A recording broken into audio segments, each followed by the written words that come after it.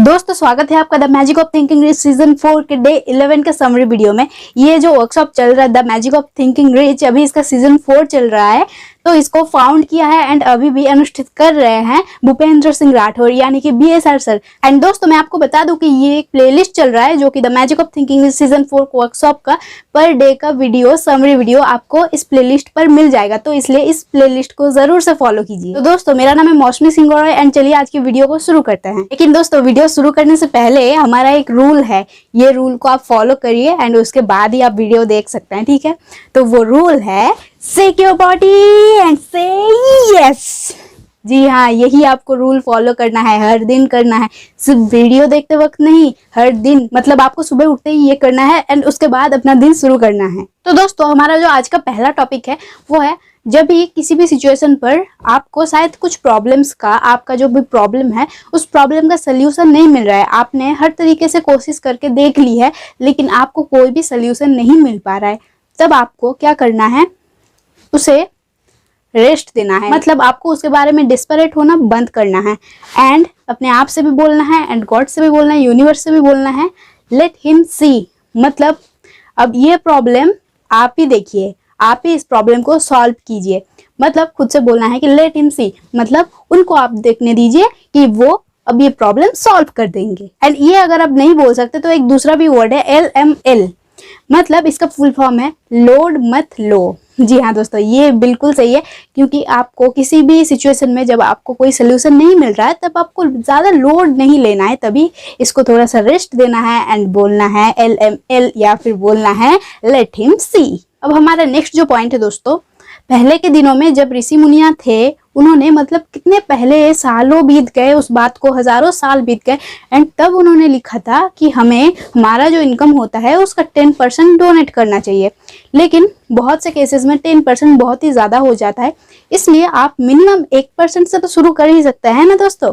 क्योंकि आप अगर ज़िंदगी में सक्सेसफुल बनना चाहते हैं, आप अगर अपने लाइफ में प्रॉस्पेरिटी, मनी, ये सब अट्रैक्ट करना चाहते हैं, तब यूनिवर्स भी तो देखेगा ना कि ये कितना लोगों को दे रहा है या फिर हेल्प कर पा रहा है, क्योंकि देता वही है जिसके पास होता है। या फिर उसके माइंड में एक बात होती है कि अगर मैं दूंगा तो मुझे रिटर्न भी आ जाएगा, मतलब कोई कन्फ्यूजन उसके माइंड में नहीं होता है। तो यही दोनों लोग सिर्फ डोनेट कर सकते हैं। इसलिए दोस्तों आपको जरूर 1% तो डोनेट करना ही चाहिए। मैं आपको कुछ स्टोरीज बताती हूँ इससे कि आप इसको अच्छे तरीके से समझ पाएंगे। एक बार एक आदमी था जिसने पूरे लाइफ टाइम में 50% अच्छे काम किए थे एंड 50% बुरे काम किए थे। तो उसका जब आखिरी टाइम आया, मतलब यमराज जिस दिन उसे लेने आए, तो वो मतलब बहुत ही ज़्यादा कंफ्यूज हो गए कि इसे कहाँ ले जाना चाहिए, स्वर्गलोक या फिर यमलोक।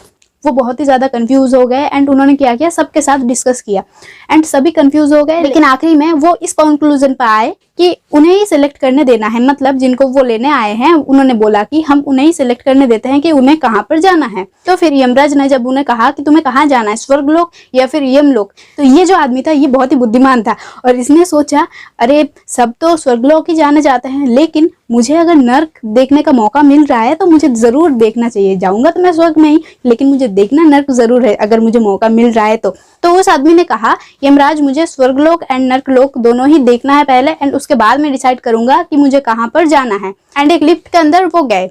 उसके बाद 10 फ्लोर नीचे खट खट खट खट खट दरवाज़ा खुला। लेकिन दरवाज़ा खुलते ही उस आदमी का जो माइंडसेट था कि यहाँ पर बहुत पनिशमेंट दिया जाता है, यहाँ पर बहुत ही ज़्यादा नेगेटिव चीज़ें होती है, लेकिन वो माइंडसेट एकदम ही चेंज हो गया क्योंकि वहाँ पर बहुत से एकदम डेकोरेट हुए थे, पूरा एकदम बहुत से फ्लावर्स थे, बहुत से मतलब सुंदर, बहुत सी सुंदर जगह थी। एंड तो तब उन्होंने सोचा अरे ये तो मतलब नर्क है लेकिन इतना तो मतलब सुंदर है, ये तो बिल्कुल ही स्वर्ग जैसा लग रहा है। कुछ देर घूमते घूमते उन्हें भूख लग गई एंड उन्होंने खाना खाने के लिए उन्हें बताया कि मुझे खाना खाना है। तब उन्हें एक डाइनिंग रूम पर ले जाया गया, लेकिन वहाँ पर उन्होंने जब एंटर किया, वहाँ पर जितने भी लोग थे वो सारे लोग लड़ रहे थे, झगड़ रहे थे, मतलब पूरा एकदम नेगेटिव माहौल था। तब उन्होंने सोचा अरे बाहर तो इतना अच्छा है लेकिन इतनी यहाँ पर नेगेटिविटी क्यों है। तो यमराज ने कहा यहाँ पर एक बोर्ड लगा हुआ है, आप देखिए इसे ध्यान से, यहाँ पर लिखा हुआ है खाने के लिए हाथ का इस्तेमाल करें। लेकिन आप उनके कोनियों की तरह देखिए, उनके जो कोनियां हैं ऐसे सीधे हैं पूरा, वो इसे बेंड नहीं कर सकते, इनका हाथ सीधा है। तो तब उनको समझ में आया, मतलब खाना अगर हाथ से खाना है तो वो कैसे खा पाएंगे, हाथ तो मतलब ऐसे आएगा ही नहीं। एंड इसके लिए वो लड़ रहे थे, झगड़ रहे थे, एंड वहाँ पर इतनी ज़्यादा नेगेटिविटी थी, और इसलिए उन्होंने तभी कहा मुझे और एक पल भी यहाँ पर नहीं रुकना है, मुझे अभी तुरंत स्वर्ग जाना है। तो वो फिर से लिफ्ट के अंदर गए एंड 10 फ्लोर ऊपर, खट खट खट खट खट। उसके बाद लिफ्ट खुला, दरवाज़ा खुला। दरवाज़ा खुलते ही वहाँ पर भी एकदम सेम माहौल था, लेकिन उनको बहुत ज़्यादा भूख लगी हुई थी। एंड उन्होंने डाइनिंग रूम में जो सिचुएशन देखा था नर्क लोक में, उन्होंने एकदम तुरंत ही बोला कि मुझे पहले डाइनिंग रूम पर ले चलिए। एंड वो जब डाइनिंग रूम पर गए तब वहाँ पर क्या हुआ, वो सारे लोग बहुत ही खुश थे, लेकिन उनकी भी जो कोनियाँ थी वो बिल्कुल सीधी थी, लेकिन वो खाना खा पा रहे थे। वो ऐसे है कि वो अपने हाथ से नहीं, वो एक दूसरे को खाना खिला रहे थे। मतलब वहाँ पर कोई भी नेगेटिविटी का माहौल नहीं था, एंड वो सब एक दूसरे का हेल्प करते जा रहे थे। लेकिन नर्कलोक में क्या हो रहा था, अरे मुझे दे दो, मुझे दे दो, मुझे दे दो, सिर्फ मेरे लिए ही वो सब लोग परेशान थे। लेकिन जो स्वर्ग लोक है वहाँ पर क्या हुआ, सब लोग एक दूसरे का ध्यान रख रहे थे, इसलिए वहाँ पर इतनी ज्यादा खुशियाँ थी। इसलिए दोस्तों हमारा जो बिलीफ सिस्टम है वो टेकिंग में नहीं, गिविंग में होना चाहिए, आप जितना दे सको। अब दूसरी स्टोरी दोस्तों, एक गाँव में एक साहूकार था और एक भिखारी था। तो उन दोनों का जब आखिरी दिन था, उन दोनों के मृत्यु होने के बाद भगवान ने उनसे पूछा कि आपको अगले जन्म में कैसा बनना है, आपको कैसा चाहिए सब कुछ। तो ये जो साहूकार था इसने कहा, भगवान मेरा तो सब कुछ ही अच्छा था, सब कुछ अच्छा चल रहा था, लेकिन एक ही प्रॉब्लम थी, हर दिन मेरे दरवाजे पे कोई ना कोई मांगने आ जाता था, मुझे कोई भी अपने दरवाजे पे मांगने वाला नहीं चाहिए। एंड भगवान ने जब उस दूसरे आदमी से यानी कि भिखारी से पूछा कि तुम्हें अगले जन्म में कैसा बनना है, तो भिखारी ने कहा, भगवान मेरा जैसा था वैसा तो था, लेकिन प्रॉब्लम ये था कि एक दिन एक आदमी आया मेरे दरवाजे पर, उसने मुझसे कुछ भिक्षा मांगी या फिर कुछ मांगा, तो मैं उसे नहीं दे पाया। एंड मैंने उसे कहा कि आज घर में कुछ भी नहीं है, एंड उसे मैंने खाली हाथ लौटा दिया।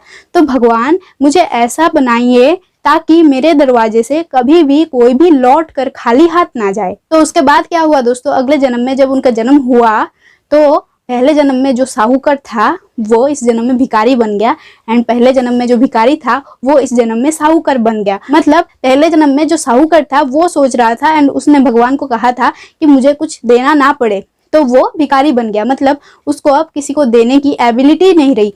लेकिन जो पहले जन्म में भिखारी था उसको ये फील हुआ मैं अगर किसी को कुछ दे पाऊंगा, एंड उसने जब भगवान से कहा कि मुझे ऐसा बनाइए, तो इसलिए भगवान ने उसे साहूकार बना दिया ताकि कभी भी कोई भी आदमी उसके दरवाजे से खाली हाथ ना लौटे। मतलब दोस्तों आप समझ ही पा रहे होंगे कि अब डोनेट कितना ज्यादा जरूरी है।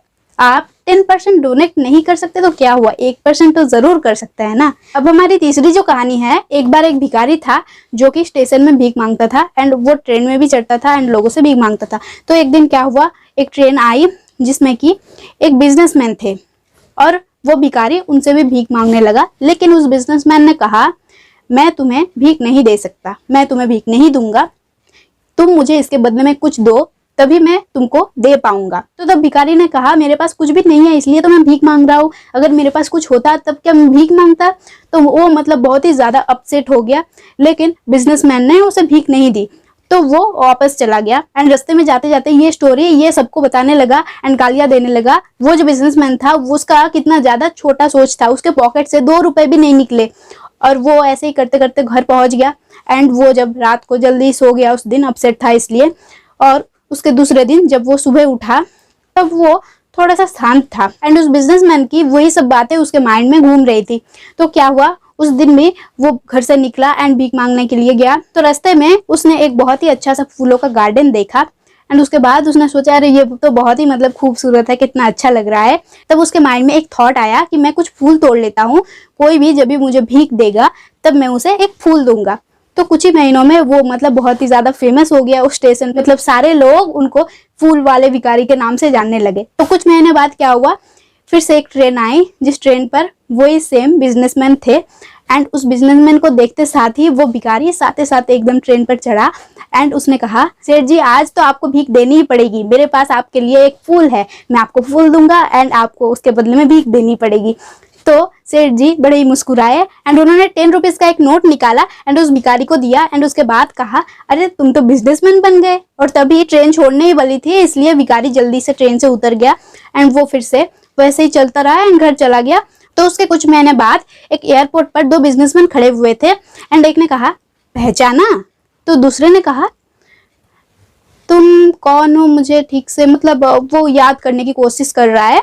तो वो जो पहला वाला बिजनेसमैन है उसने कहा, सेठ जी आपको याद है मैं वही भिखारी हूँ जिसको आपने कहा था अरे तू तो बिजनेसमैन बन गया। एंड मुझे तब उसी दिन समझ में आ गया, सही में मैं तो बिजनेसमैन बन गया।